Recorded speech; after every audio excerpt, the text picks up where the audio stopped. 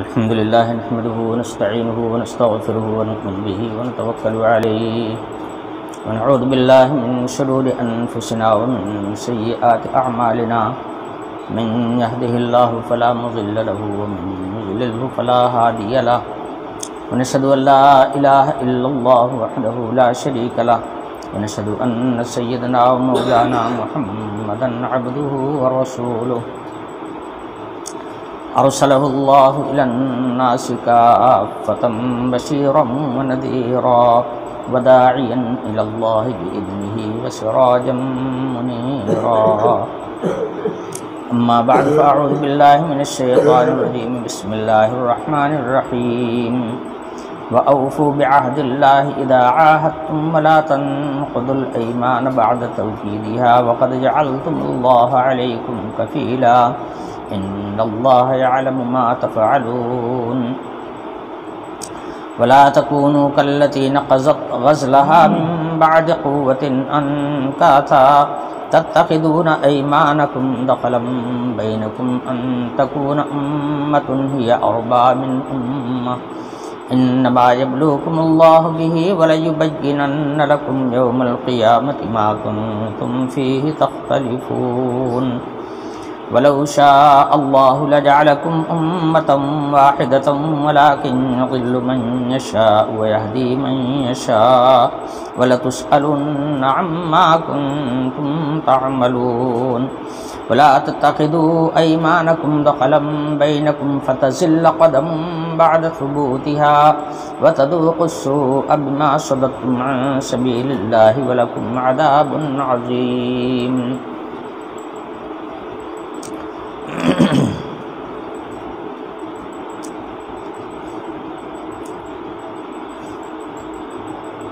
پچھلی آیت میں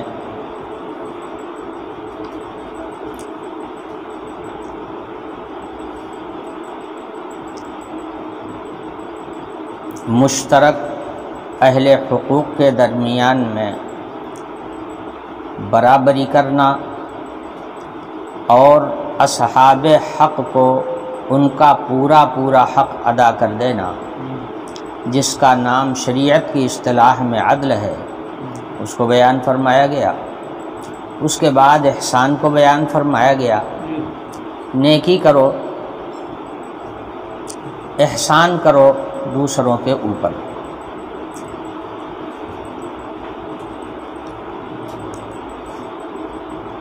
احسان کے ایک معنی بیان کرنے کو رہ گئے تھے، وہ یہ تھا کہ احسان اصل میں حسن سے ہے، جس کے معنی آتے ہیں کسی کام کو عمدگی کے ساتھ انجام دینا. نبی کریم صلی اللہ علیہ وسلم نے اس کی تشریح کرتے ہوئے فرمایا، احسنوا کل شیء حتی اذا قتلتم فاحسنوا القتلۃ واذا ذبحتم فاحسنوا الذبح. جس کا حاصل یہ ہے کہ جو کام بھی کرو نہایت عمدگی کے ساتھ اور سلیقے کے ساتھ انجام دو. اسی لیے قربانی کے سلسلے میں یہ حکم ہے کہ جو آدمی قربانی کرنے کا طریقہ صحیح طور پر جانتا ہو، اس کا سلیقہ اس کو معلوم ہو، وہی اپنے ہاتھ سے ذبح کرے. نوسکھیا لوگ جانور کے اوپر اپنا تجربہ نہ کریں، اس لیے کہ نہ سیکھا ہوا آدمی جب اپنا تجربہ کرنا شروع کرے گا تو جانور کو اس کی ضرورت سے زیادہ تکلیف ہوگی. یہ اللہ تعالیٰ کو ناپسند ہے. تو حضور نے فرمایا کہ ہر کام کو عمدگی کے ساتھ کرو. اسی عمدگی میں ایک بات یہ بھی آتی ہے کہ اگر اللہ کی عبادت کرو تو وہ بھی عمدہ طریقے سے کرو. کسی کا حق ادا کرو تو عمدہ طریقے سے ادا کرو. ایسا حق نہ ادا کرو کہ کچھ ادا کر دو، کچھ بیچارہ مانگتا پھرے پیچھے اور تمہیں تلاش کرتا گھومے. جس کے ساتھ جو معاملہ ہو بالکل دو ٹوک ہونا چاہیے، بے باک کر دینا چاہیے حق کو، کچھ دے دینا اور کچھ بچا لینا، پھر اس کو یہ آمادہ کرنا کہ وہ تم کو تلاش کرتا گھومے گلی، تو یہ احسان نہیں ہے، یہ احسان کے خلاف ہے. تو معاملات میں بھی احسان ہونا چاہیے، عمدگی ہونی چاہیے، سلیقہ اور دستور کے مطابق احسن طریقے سے اس کو انجام دینا چاہیے۔ اسی طرح سے اگر اللہ کی عبادت کرتے ہو تو وہ بھی عمدگی کے ساتھ ہونی چاہیے۔ نبی پاک صلی اللہ علیہ وسلم نے ارشاد فرمایا ان تعبد اللہ کأنک تراہ فإن لم تکن تراہ فإنہ یراک، عبادت کرو تو اس استحضار کے ساتھ کرو کہ گویا تم اللہ کے سامنے کھڑے ہو اور اللہ کی نگاہوں میں ہو، اللہ تمہیں دیکھ رہا ہے، تم خدا کو دیکھ رہے ہو۔ اور اگر یہ مرتبہ حاصل نہ ہو سکے تو کم سے کم یہ درجہ تو ضرور ہی حاصل ہونا چاہیے ہر نمازی کو کہ میں اگرچہ اللہ کو نہیں دیکھ رہا ہوں مگر پروردگار عالم مجھے دیکھ رہے ہیں، ان کی نظر سے کوئی چیز اوجھل نہیں ہے۔ تو اس احساس کے ساتھ، اس تصور کے ساتھ، اس استحضار کے ساتھ جب آدمی عبادت کرے گا تو پھر عبادت جو ہے احسن طریقے سے انجام پائے گی اور اس میں احسان کی خوبی پائی جائے۔ اور اگر یہ استحضار کی کیفیت نہ پیدا ہوئی، وضو کیا، 4 ٹھونگ ماری، چلتا بنا، اور جب نیت باندھا تو نہ جانے کتنے خیالات ہیں، کہاں کہاں دماغ دوڑ رہا ہے، جیسے ہم نے بتایا تھا کہ ایک صاحب کا حال یہ تھا کہ ان کے 4 دکانیں تھیں، جب نماز میں کھڑے ہوتے تھے تو ایک رکعت میں ایک دکان کا حساب کتاب اپنی نظر میں دوڑا لیتے تھے دماغ کے اندر۔ ایک روز امام صاحب نے 4 رکعت کے بجائے 3 رکعت پڑھا دیا، تو آپس میں چیمی گوئیاں ہونے لگیں کہ بھئی نماز 3 رکعت ہوئی، کوئی کہتا 3 ہوئی، کوئی کہتا نہیں 4 ہوئی ہے شاید، کوئی کہتا 3 ہوئی۔ وہ صاحب کھڑے ہوئے، انہوں نے کہا میں یقین کے ساتھ کہہ رہا ہوں کہ 3 ہی ہوئی ہے، 4 نہیں ہوئی ہے۔ تو لوگوں نے پوچھا کہ آپ کو کیسے معلوم ہو گیا اتنا یقین کے ساتھ کہ 3 ہی ہوئی، 4 نہیں ہوئی؟ کہا کہ میری 4 دکانیں ہیں، 4 دکانوں کا حساب میں 4 رکعت میں کر لیتا ہوں، آج 3 ہی کا حساب کر پایا، ایک کا باقی رہ گیا تھا۔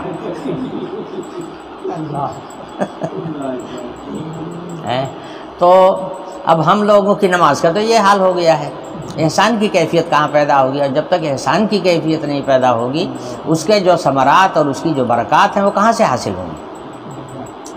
بہرحال یہ قرآن کا حکم ہے اور اللہ کا حکم ہے، قرآن اس کی تفصیلات بیان کر رہا ہے۔ غرض کی احسان کے دونوں معنی آتے ہیں، ایک معنی تو احسان نیکی کرنے کے ہے کہ اس نے آپ کے ساتھ کوئی نیکی نہیں کیا، آپ نے آگے بڑھ کر کے اس کو کچھ دیا لیا۔ اگر سنی کسی نے بھیجا اور آپ نے اس کے مقابلے میں سنی بھیج دیا تو یہ تو آپ نے بدلہ دیا ہے، آپ نے کیا کیا ہے؟ نیکی کرنے والا وہ ہے کہ آپ کبھی اس کے ہاں سنی نہیں بھیجتے تھے، اس نے پہل کیا آپ کے ہاں سنی بھیجنے میں، اس نے کیا احسان۔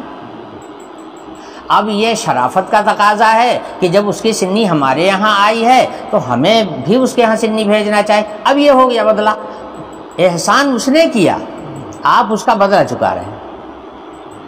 اچھا، ایسے آدمی کو دینا لینا، کپڑا پہنا دینا، کھانا کھلا دینا جس سے کچھ ملنے کی امید نہیں ہے، یہ ہے احسان۔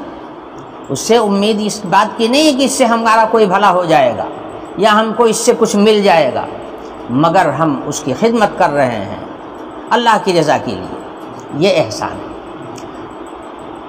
غرض کی نبی پاک صلی اللہ علیہ وسلم نے ہر چیز میں احسان کرنے کا حکم دیا، اور احسان کا مطلب وہاں پر یہی ہے کہ ہر کام کو سلیقے کے ساتھ، عمدگی کے ساتھ، جس ایسے انداز سے اس عمل کو انجام دیا جائے جس سے اس کے اندر روح پیدا ہو اور اس روحانیت سے ہم کو فائدہ ملے، اس کا نور ہمارے قلب کے اندر آئے، سمجھے؟ تو یہ احسان کے معنی ہیں، ہر چیز کو عمدگی کے ساتھ کرنا، دوسروں کے ساتھ نیکی کرنا، غریبوں کمزوروں کی مدد کرنا، جو تھکے ہارے ہیں ان کا بوجھ اٹھا لینا، یہ سب احسان میں آتا ہے۔ اس کی تعلیم دیا قرآن نے۔ تیسری بات کہی تھی ایتاء ذی القربیٰ، جو قریبی رشتہ دار ہیں وہ آپ کی صلہ رحمی کے زیادہ حقدار ہیں، اس لیے اپنے قریبی رشتہ داروں کو نیکی کرنے کے وقت میں ان کو بھولنا نہیں چاہیے، ان کے ساتھ نیکی کا برتاؤ کرنا چاہیے، ان کو دیتے لیتے رہنا چاہیے۔ اور 3 چیزوں سے منع فرمایا، بے حیائی کے کام سے، چاہے وہ فعلی ہو چاہے وہ قولی ہو، بے حیائی کا عمل، منکرات جو شریعت کے نظر میں جو اعمال برے سمجھے جاتے ہیں ان اعمال کو چھوڑ دینا، جو اعمال عقل مندوں کی نظر میں بھی برے ہیں ان کو بھی چھوڑ دینا، اسی طرح سے حد سے تجاوز کرنا، تکبر کرنا، ظلم کرنا، زیادتی کرنا، ناجائز کسی کو پریشانی میں ڈالنا، یہ سب بغی کے اندر آتا ہے۔ تو یہ 3 احکام کرنے کے اور 3 احکام چھوڑنے کے قرآن پاک کی اس آیت میں بیان کیے گئے۔ اس کی تفصیل اگر بیان کی جائے تو ہفتوں لگیں گے، سمجھے؟ ہفتوں کیا بلکہ مہینہ بھی لگ سکتا ہے۔ یہ ایسی جامع ترین آیت ہے قرآن پاک کی جس کا بیان جتنا کسی کے پاس علم ہو اتنا ہی اس کے اوپر بیان کرتا اور اس کی وضاحت کرتا چلا جائے۔ یہ 6 احکام تو بنیادی طور پر دیے گئے، اب آگے 6واں حکم دیا جا رہا ہے، اوفوا بعہد اللہ۔ گو کی امر بالمعروف اور نہی عن المنکر کے ضمن میں اوفوا بعہد اللہ بھی داخل ہے، سمجھے؟ اس لیے کہ بد عہدی کرنا کسی کے ساتھ یہ عدل کے خلاف ہے، احسان کے بھی خلاف ہے، تو عدل کے بھی خلاف ہے، احسان کے بھی خلاف ہے، تو یہ مضمون تو پچھلی آیت میں بیان کیا جا چکا ہے۔ لیکن اس موضوع کی اہمیت کی وجہ سے مستقل طور پر اس کا حکم قرآن میں جاری کیا جا رہا ہے۔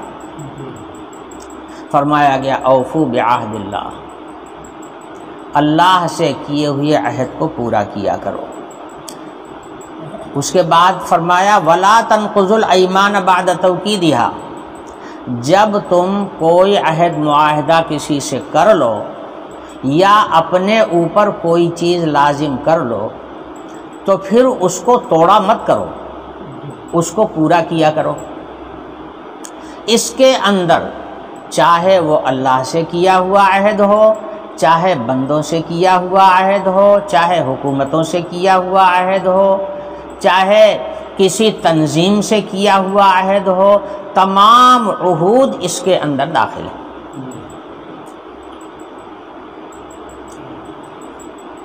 عہد کی نزاکت یہ ہے کہ جب آدمی کسی سے بھی عہد کر لیتا ہے تو اس کو اطمینان ہو جاتا ہے کہ یہ آدمی اب اس کے خلاف کوئی کارروائی نہیں کرے گا، اعتماد قائم ہو گیا، وہ آدمی مطمئن ہو کر کے بیٹھ جاتا ہے۔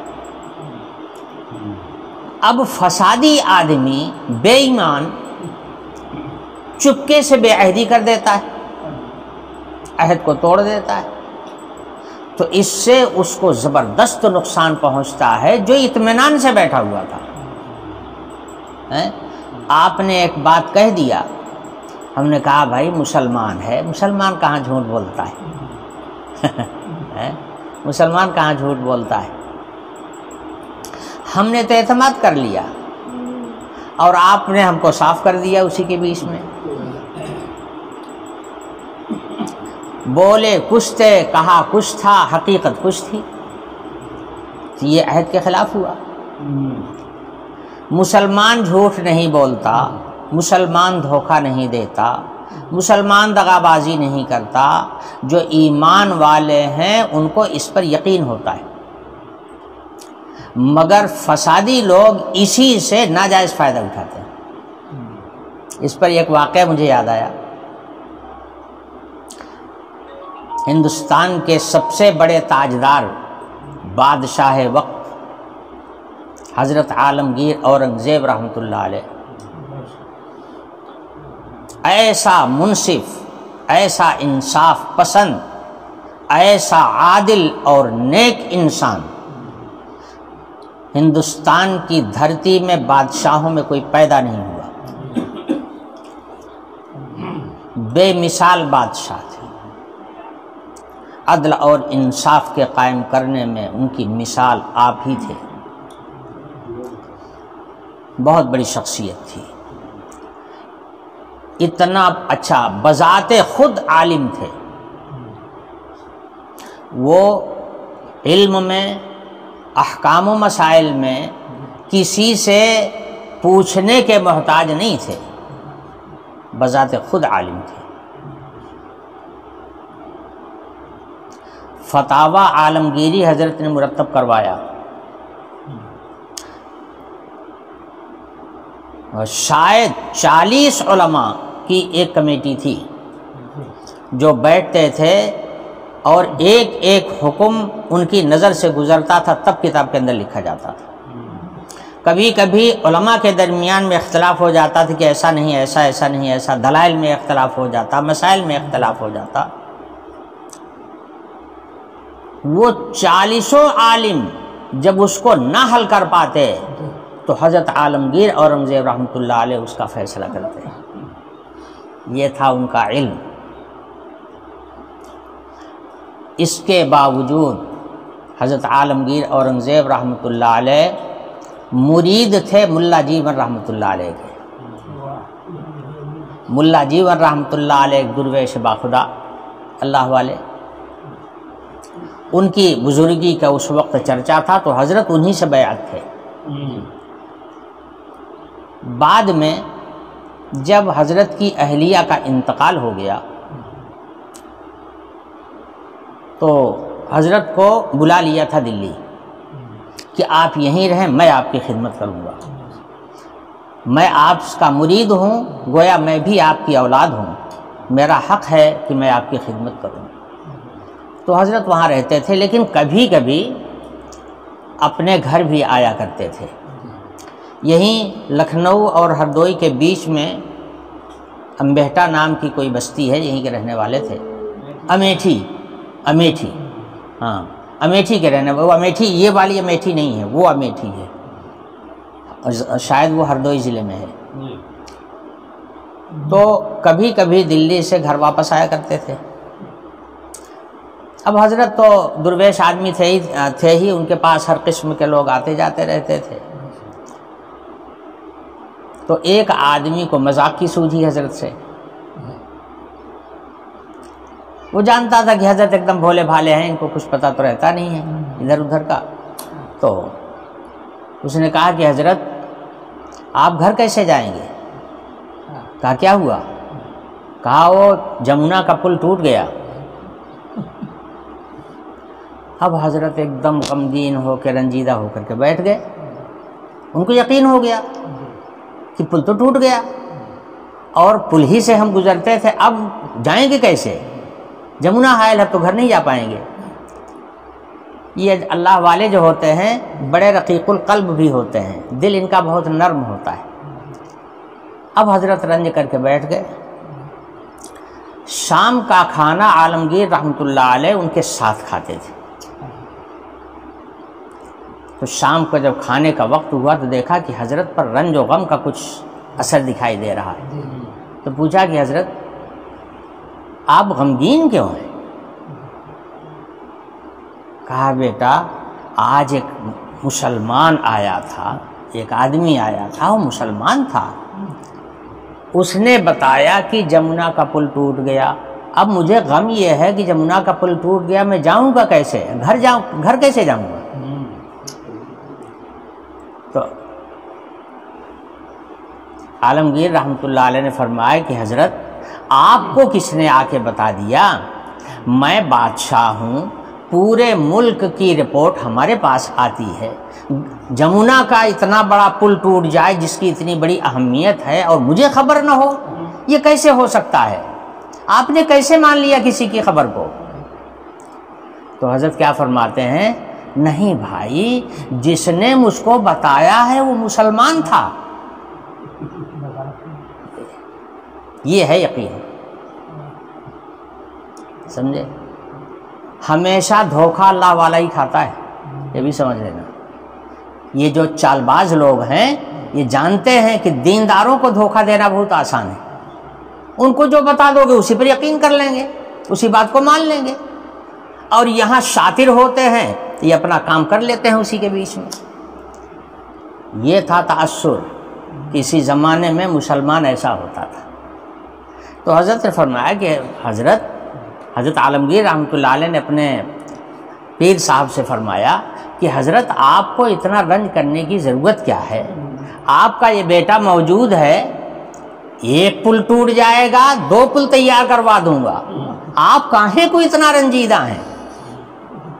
اگر پل ٹوٹ جائے گا تو دوسرا پل بن جائے گا، آپ پریشان کیوں ہو رہے ہیں؟ تب حضرت کا رنج دور ہوا.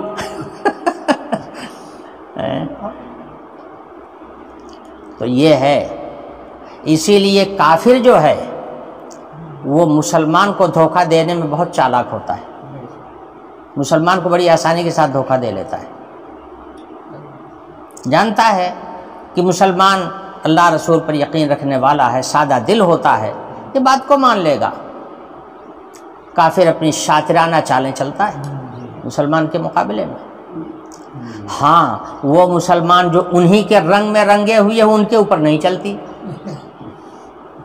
خیر، میں عرض کر رہا تھا کہ مسلمان ہو اور بدعہدی کرے، مسلمان ہو اور جھوٹ بولے، مسلمان ہو اور چال کرے،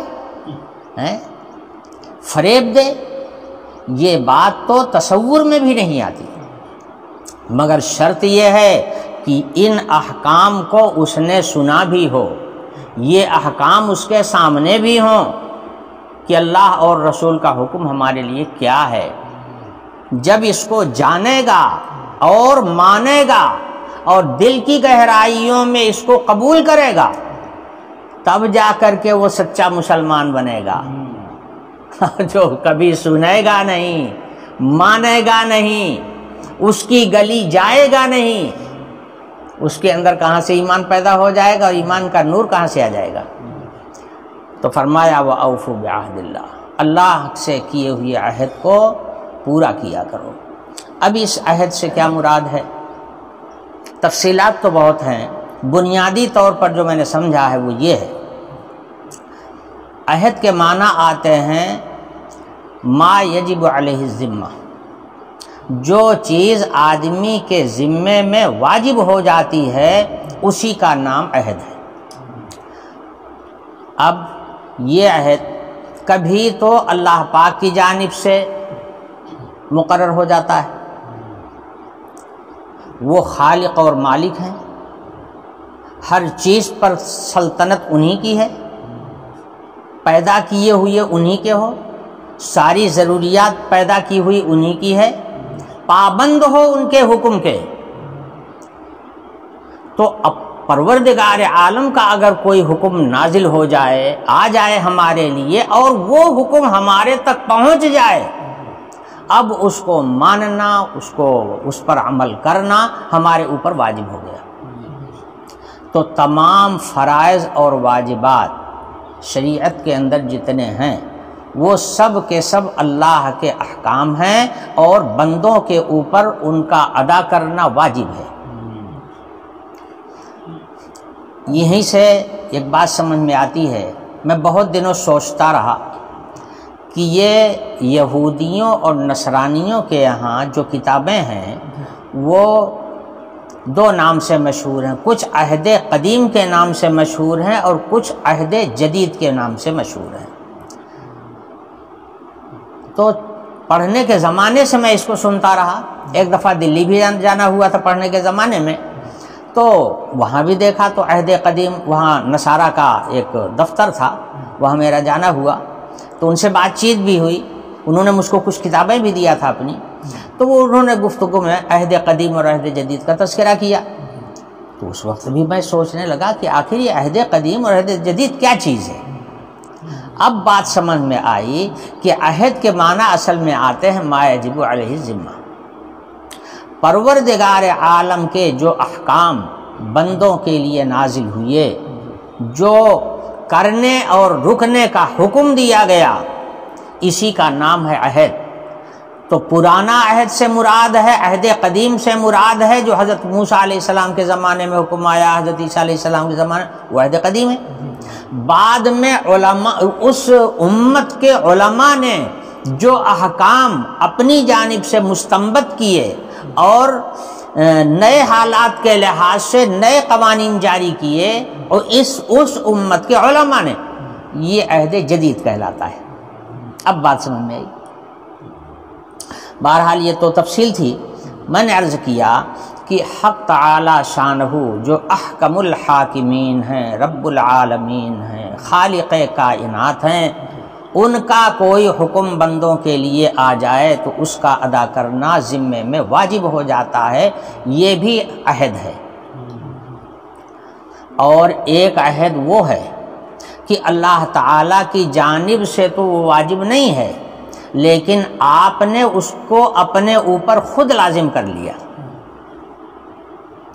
جیسے مثال کے طور پر کسی آدمی کا کوئی عزیز قریبی رشتہ دار گم ہو گیا، اب اس نے نظر مان لی کہ اگر میرا یہ آدمی واپس گھر آ گیا سلامتی کے ساتھ تو میں ایک بکری اللہ کی راہ میں دے دوں گا، صدقہ کروں گا،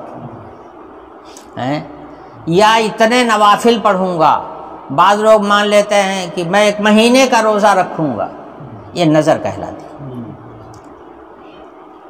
یہ نظر جس کا دوسرا نام منت ماننا ہے، یہ جو ہے یہ بھی عہد میں داخل ہے۔ یہ اللہ تعالیٰ کی طرف سے واجب نہیں ہوا، آپ نے خود اپنے اوپر لازم کر لیا، اب اس کا پورا کرنا فرض ہو گیا، واجب ہو گیا۔ اسی طرح سے آپ نے کسی معاملے میں کسی کے ساتھ قسم کھائی، میں ایسا کروں گا، قسم کھا لیا آپ نے۔ اب قسم کا حکم یہ ہے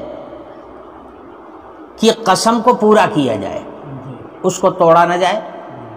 یہ قسم کھا لینے کے بعد میں اب اس قسم کو پورا کرنا آپ کی ذمہ داری میں واجب ہو گیا۔ یہ عہد کی تمام صورتیں اور بھی بہت ساری شکلیں اس کی ہیں، اپنے اپنے موقع میں انشاءاللہ بیان ہوگی۔ اجمالی طور پر یہ شکلیں ہیں اس کی۔ اب قسم کھا لیا آپ نے تو قسم کا پورا کرنا لازم ہو گیا، لیکن یہاں ایک بات مسئلے کی بھی بیان کر دینا ضروری ہے۔ کبھی آدمی قسم کھا لیتا ہے ایسی چیز کی کہ جو حلال ہوتی ہے، اور قسم کھا لیا اس کو نہ استعمال کرنے کی، تو گویا اس نے اپنے اوپر حرام کر لیا۔ تو حلال چیز کو اگر اپنے اوپر حرام کر لیا تو یہ قسم پوری کرنے کے قابل نہیں ہے۔ اللہ کے نبی نے فرمایا کہ ایسی قسم کو توڑ دو، اور نبی نے ہی نہیں اللہ تعالیٰ نے بھی فرمایا کہ ایسی قسم کو توڑ دو۔ اب جب قسم ٹوٹے گی تو کفارہ دینا پڑے گا، اس قسم کا کفارہ دینا پڑے گا، سمجھے؟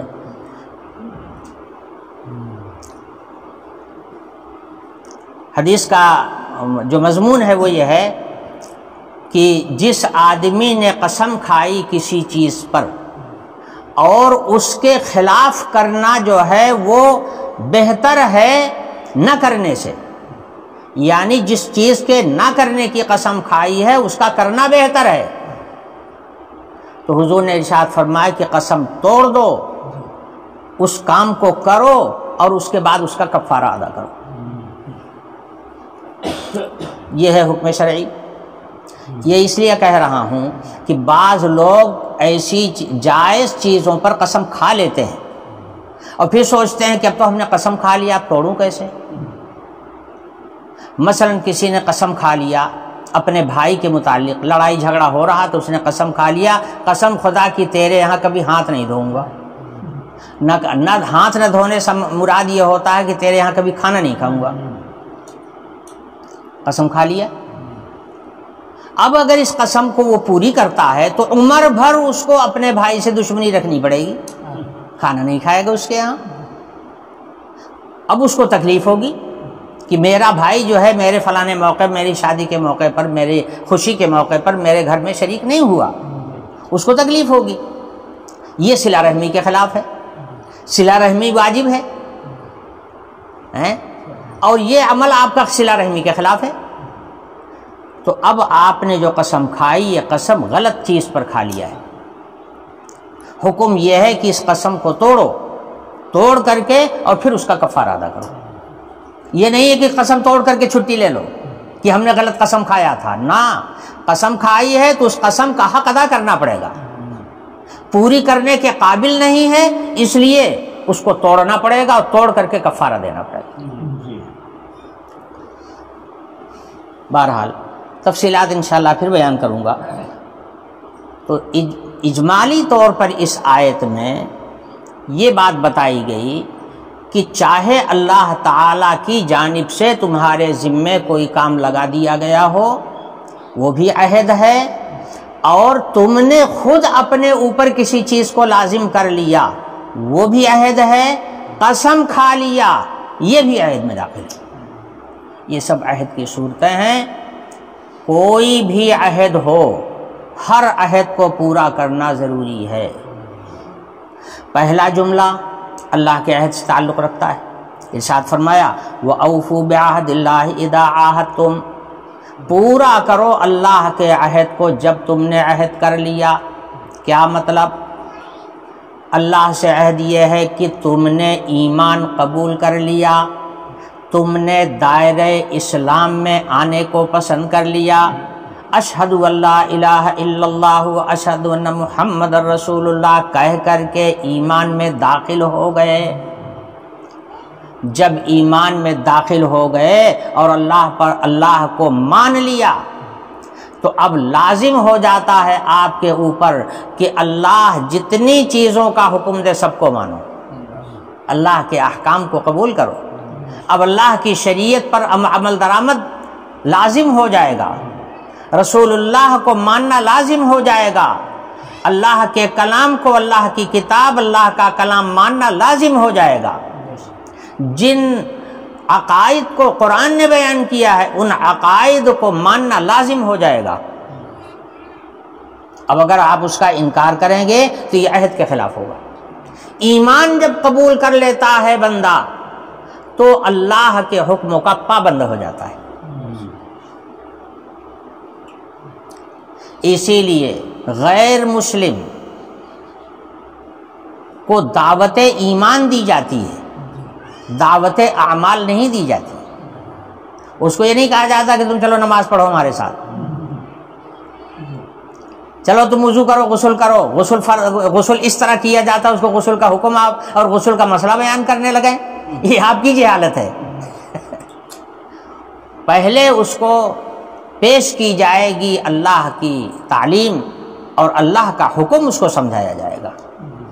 جب وہ اللہ کے حکم کو تسلیم کر لے گا، اللہ کو مان لے گا، اس کے بعد پھر وہ اللہ کے احکام کا پابند ہوگا. اسی طرح مفسرین نے لکھا ہے کہ جن لوگوں نے جناب رسول اللہ صلی اللہ علیہ وسلم کے ہاتھوں پر بیعت کی تھی یہ بیعت بھی ایفاء عہد میں داخل ہے. حضور اکرم صلی اللہ علیہ وسلم نے اپنے زندگی کے مختلف مراحل میں مختلف باتوں پر مسلمانوں سے بیعت لی تھی. بہت ساری بیعتیں ہیں جو حدیث کی کتابوں میں موجود ہیں. کوئی بھی بیعت ہو، چاہے بیعت علی الاسلام ہو، چاہے بیعت علی الاحکام ہو، چاہے بیعت علی الجہاد ہو، چاہے بیعت علی الزکوٰۃ ہو، بہت ساری بیعتیں ہیں. حضور خوشی ناخوشی ہر حال میں اللہ کے حکم پر راضی رہنا، اس پر بھی حضور نے بیعت لی. تو جو بیعتیں بھی حضور کے ہاتھوں پر لوگوں نے کیا، اللہ تعالیٰ نے فرمایا کہ یہ عہد ہے، اس عہد کو پورا کرو. یہ نہیں ہے کہ یہاں تو ہاتھ پہ ہاتھ رکھ کر کے عہد کیا، بیعت کیا کہ میں ایسا ہی کروں گا، اور یہاں سے ہٹ کر کے گیا تو سب چھوڑ چھاڑ کر کے بیٹھ گیا اور اس کے خلاف قدم اٹھانے لگا، اس کے خلاف حرکتیں کرنے لگا، تو یہ بیعت کہاں رہی؟ بیعت تو ٹوٹ گئی۔ قرآن پاک میں فرمایا گیا فمن نکث فانما ینکث علی نفسہ، جو آدمی بیعت کر لے کسی بات پر اور پھر اس بیعت کے خلاف کارروائی کرے تو اس کا وبال اسی کے سر جائے گا، اس کا وبال اسی کے سر جائے گا۔ تو اللہ تعالی سے کیا ہوا عہد ہو، رسول اللہ صلی اللہ علیہ وسلم سے کیا ہوا عہد ہو، یا وہی عہد جو رسول اللہ کے ہاتھوں پر آدمی کرتا تھا، آج کے موجودہ وقت میں کسی اللہ والے کے ہاتھ پر ہاتھ رکھ کر کے بیعت کرے، وہ بیعت بھی اسی میں داخل۔ اس لیے کہ جب آدمی کسی اللہ والے کے ہاتھ پہ ہاتھ رکھ کر کے بیعت کرتا ہے تو حقیقت میں وہ اس سے بیعت نہیں کرتا، حقیقت میں وہ اللہ سے بیعت کرتا ہے۔ یہ عہد اس کا اللہ سے ہوتا ہے، ہاتھ انسان کا ہوتا ہے اور عہد اللہ سے ہوتا ہے۔ قرآن کہتا ہے ان الذین یبایعونک انما یبایعون اللہ، جو لوگ آپ کے ہاتھ پر بیعت کرنے آئے ہیں، یہ آپ کے ہاتھ پر بیعت جو کر رہے ہیں یہ آپ سے بیعت نہیں ہے، یہ اللہ تعالی سے بیعت کر رہے ہیں۔ آپ کا ہاتھ ید اللہ فوق ایدیہم، ان ہاتھوں کے اوپر اللہ کا ہاتھ ہے، یعنی یہ بیعت اللہ سے ہے۔ اب اس بیعت کا پورا کرنا بھی لازم، تو اللہ کے حکموں کو پورا کرنا بھی لازم، اور بیعت جو کر لیا، عہد کر لیا، معاہدہ کر، اس کا پورا کرنا بھی لازم۔ آگے مضمون آ رہا ہے لا تنقضوا الایمان بعد توکیدہا، اپنی قسموں کو، یمینوں کو اور اپنے عہدوں کو توڑا مت کرو۔ اس سے پتہ چل گیا کہ ایک بندہ کسی دوسرے بندے سے جو عہد کرتا ہے وہ بھی اس کے اندر داخل ہے۔ مفسرین نے کہا سارے عہد اس کے اندر داخل ہیں۔ آدمی جب کسی سے پکا وعدہ کرتا ہے یا کسی کو کسی بات پر یقین دلاتا ہے، یہ بھی عہد میں داخل ہے، مگر اس کو لوگ عہد جانتے نہیں ہیں۔ آپ کی بھینس بکنے لگے گی تو آپ کہیں کہ 10 لیٹر دودھ دیتی ہے، اور جب وہ لے جانے والا لے جائے گا تو 5 لیٹر بھی نہیں پائے گا۔ کتنا بڑا دھوکہ دیا آپ نے یہ کہہ کر کے۔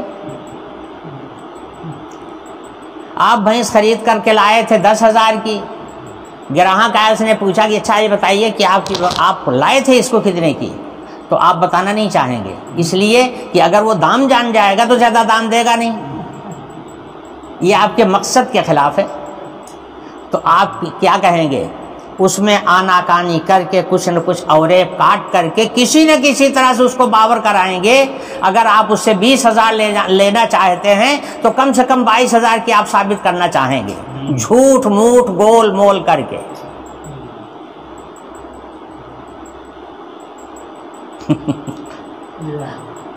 ہم نے ایک بھینس بیچی،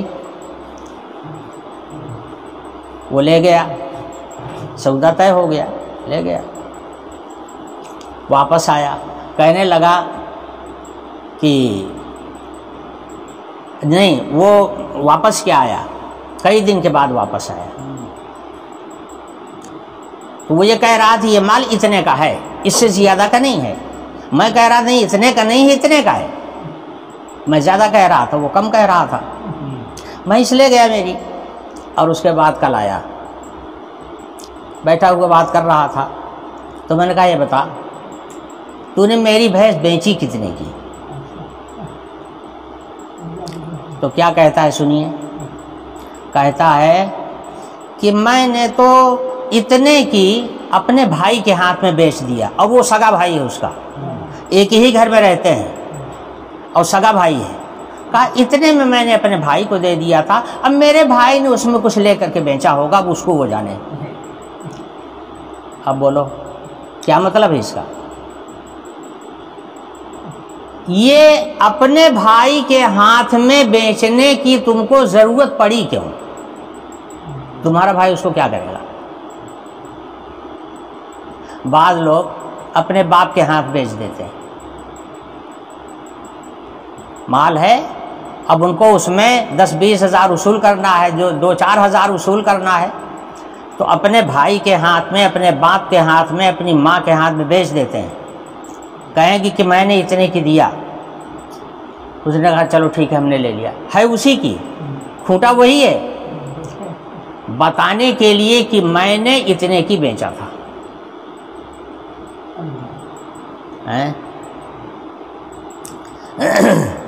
کبھی کہتے نہیں ہیں لوگ، یہ قصائی لوگ خاص طور سے کہتے ہیں کہ ارے میاں اتنا دام تو اس کا ہم کو ہمارے کھوٹے پہ مل رہا تھا۔ وہ کھوٹے کا دام کون سا ہے؟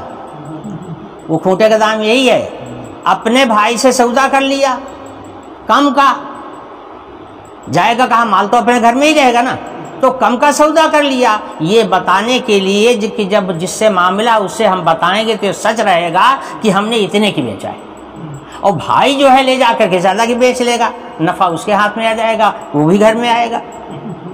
یہ چال ہے، یہ چال ہے لوگوں کی، سچی بات نہ۔ اول بات تو یہ پوچھنا ہی نہیں چاہیے کہ تم نے کتنے کی بیچا، کتنے کی نہیں بیچا، تم کتنے کی خرید کے لائے تھے، کتنے کی خرید کے نہیں لائے تھے۔ جب آدمی اس کو بچانا چاہتا ہے تو پوچھا ہی کیوں جائے؟ پوچھنا ہی غلط ہے۔ ہاں سودا ہے، اتنے کا ہم دیں گے، آپ کی پسند ہو لے لیجئے، نہیں پسند ہے مت لیجئے، سیدھی سی بات ہے۔ اب یہ ہیر پھیر دنیا بھر کا، یہ چال بازی کی باتیں، یہ سب باتیں اصل میں عہد کے خلاف ہیں، سمجھے؟ تو عہد میں یہ ساری چیزیں داخل ہیں۔ لوگ اس کو دین نہیں سمجھتے، اس کو سمجھتے ہیں کہ یہ ہماری چیز ہے، ہمارا کاروبار ہے، جس طرح سے ہم چاہیں کریں، حالانکہ اللہ کا حکم اس کے لیے بھی ہے۔ زندگی کا کوئی مرحلہ ایسا نہیں ہے جس کے لیے شریعت میں تعلیم اور ہدایت موجود نہ ہو، ہر وقت کے لیے اللہ کا کوئی نہ کوئی، تبھی تو اللہ کا حکم ماننا لازم ہے۔ اگر ہر موڑ پر اللہ کا حکم ہمارا ساتھ نہ دیتا تو ہم اللہ کے حکم کو مانتے کہاں تک؟ پچھلی شریعتیں اسی لیے منسوخ ہوئیں کہ بعد کے آنے والے دور میں پچھلی شریعتوں کے حکم پر عمل کرنا ممکن نہیں تھا، اس لیے وہ شریعتیں منسوخ کی گئیں اور ایسی جامع شریعت لائی گئی کہ اب قیامت تک اس کے اندر ناسخ منسوخ کی کوئی ضرورت نہیں ہے۔ تو اوفوا بعہد اللہ، اللہ سے کیے ہوئے عہد کو پورا کرو، ایمان کے تقاضوں کو پورا کرو، بیعت کے تقاضوں کو پورا کرو، قسم کے تقاضوں کو پورا کرو، نظر کے تقاضوں کو پورا کرو، عہد کر لیا اس کو پورا کرو، کسی سے وعدہ کیا سچا کر دکھاؤ، یہ بھی عہد میں داخل ہے۔ بعض مفسرین نے کہا جو ایک آدمی دوسرے آدمی سے وعدہ کرتا ہے یہ بھی عہد میں داخل ہے۔ عہد پر ایک بات مجھے یاد آئی، بات زیادہ ہو جاتی ہے لیکن اس وقت اس کو نہ بیان کر دوں گا تو ہو سکتا ہے بعد میں ذہن میں بھی نہ آئے، کبھی مضمون تو ابھی چل رہا ہے۔ ایک صحابی تھے حضرت عمرو بن عبسہ رضی اللہ عنہ، امیر المومنین حضرت معاویہ رضی اللہ عنہ کا زمانہ تھا۔ اس امت میں دو ہی بادشاہ ایسے صاحب جاہو جلال پیدا ہوئے ہیں اور اتنے بڑے مدبر پیدا ہوئے ہیں کہ ایسا مدبر پھر بعد میں نہیں آیا۔ ایک حضرت عمر رضی اللہ عنہ، دوسرے حضرت امیر معاویہ رضی اللہ عنہ۔ حضرت امیر معاویہ کا اختلاف حضرت علی رضی اللہ عنہ سے ہوا، مگر شاید اللہ تعالیٰ کو یہی منظور تھا کہ امیر معاویہ خلیفہ بنے، اللہ نہ چاہتا تو اختلاف ہی نہ پیدا ہوتا۔ حضرت امیر معاویہ خلیفہ ہوئے، اسلام کی نشر و اشاعت میں 4 چاند لگ گیا، جہاں اسلام کا نور نہیں پہنچاتا حضرت امیر معاویہ نے وہاں تک پہنچا دیا۔ زبردست خلیفۃ المسلمین، حضرت کا کوئی معاہدہ ہوا تھا رومیوں سے، رومی سلطنت سے، رومی بادشاہ سے معاہدہ ہوا تھا، ناجنگ معاہدہ، کہ ہم تم اتنا دن تک آپس میں جنگ نہیں کریں گے۔ ناجنگ معاہدے اس زمانے میں ہوا کرتے تھے، تعبیدی نہیں ہوتے تھے، بلکہ ایک اجل معین اور مدت مقرر تک کے لیے ہوتے تھے۔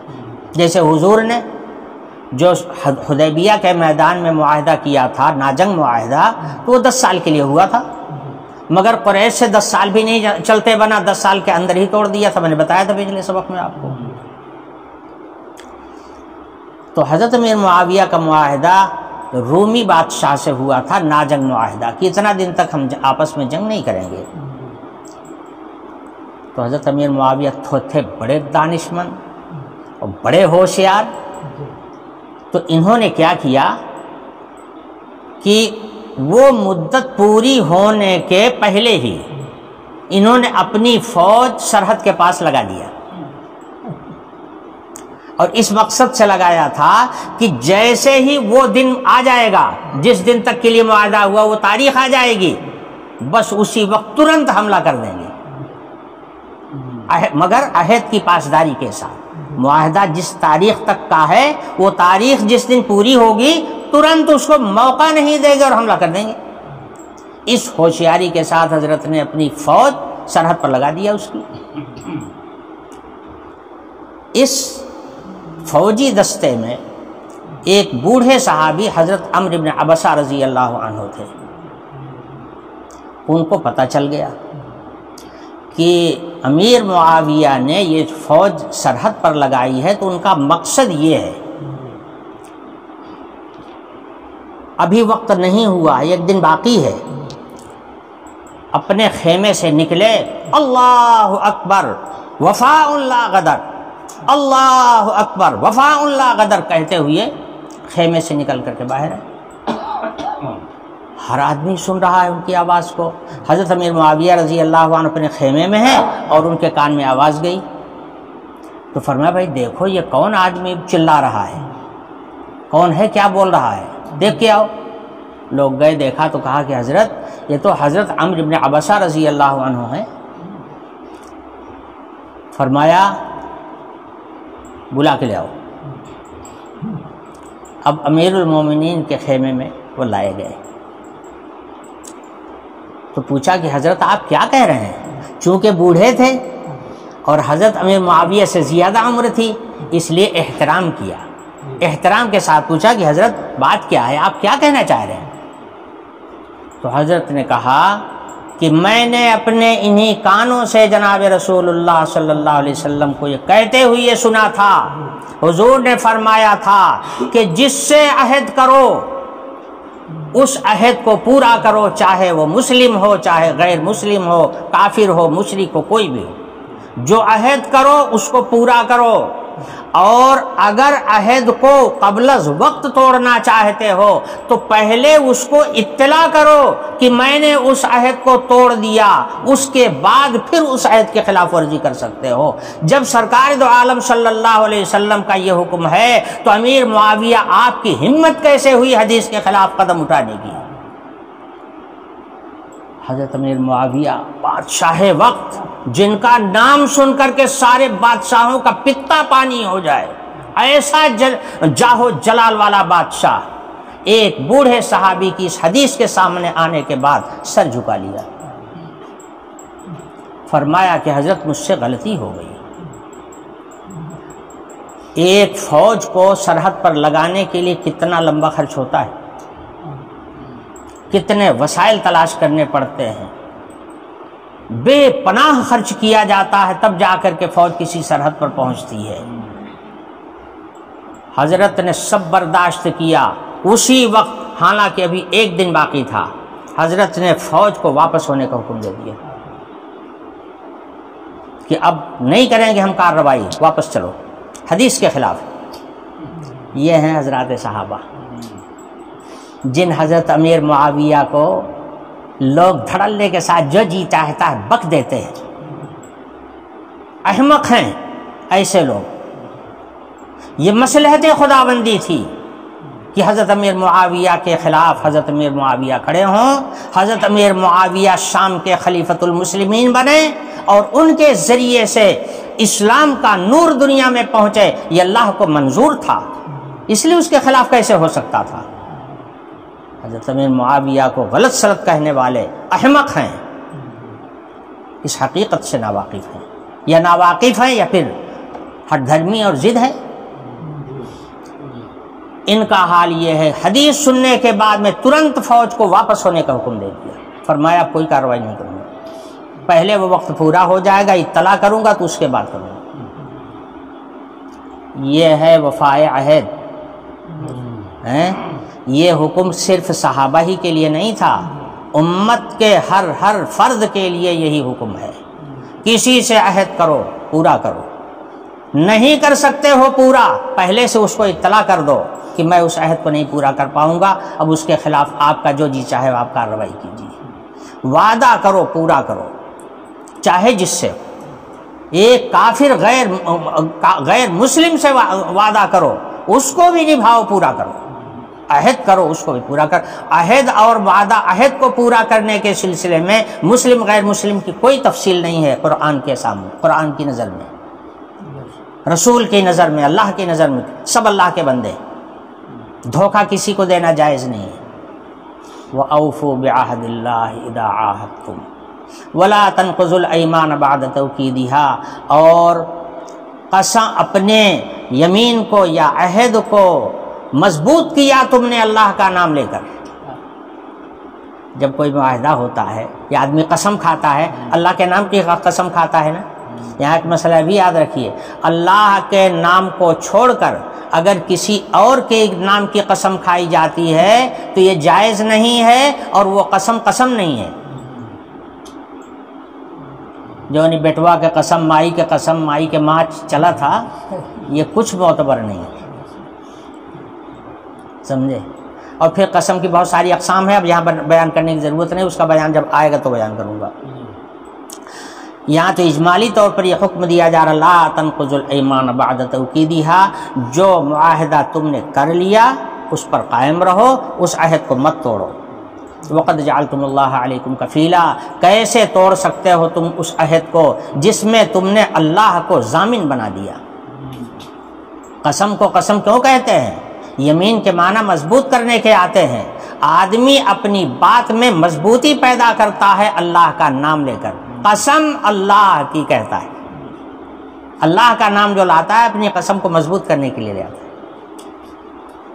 یہی ہے لا تنقضوا الایمان بعد توکیدها وقد جعلتم اللہ علیکم کفیلا ان اللہ یعلم ما تفعلون، تم جو کچھ کرتے ہو اللہ سب جانتا ہے، اللہ کے علم میں ہے تمہاری نیت کیا ہے، بول کچھ رہے ہو، دل میں کچھ لیے ہوئے ہو، زبان پر کچھ ہے، دل میں کچھ ہے، بول کچھ رہے ہو، ارادہ کچھ کر رہے ہو، یہ اللہ کو معلوم ہے۔ تم انسان کو دھوکہ دے لو گے مگر اللہ کو دھوکہ نہیں دے پاؤ گے، اللہ کو معلوم ہے۔ اور جب اللہ کو معلوم ہے تو کل کان پکڑے گا حشر کے میدان میں، کیوں کیا ایسا؟ اور اگر سزا دینے لگے تو کیا کرو گے؟ وہاں کچھ نہیں بن پڑے گی۔ اس لیے جو قانون ذکر کر دیا گیا اس قانون پر قائم رہو۔ میں سمجھتا ہوں کہ یہی ایک آیت کا مضمون ایسا ہے کہ اگر پوری مسلم برادری اس کے اوپر عمل پیرا ہو جائے، میں سمجھتا ہوں کہ آدھے سے زیادہ 75% ہمارے اختلافات، نزاعات اور جھگڑے، لڑائیاں جو ہیں ختم ہو سکتی ہیں۔ اللہ ہر آیت کے حکم پر عمل کرنے کی توفیق دے۔ وآخر دعوانا الحمدللہ رب العالمین۔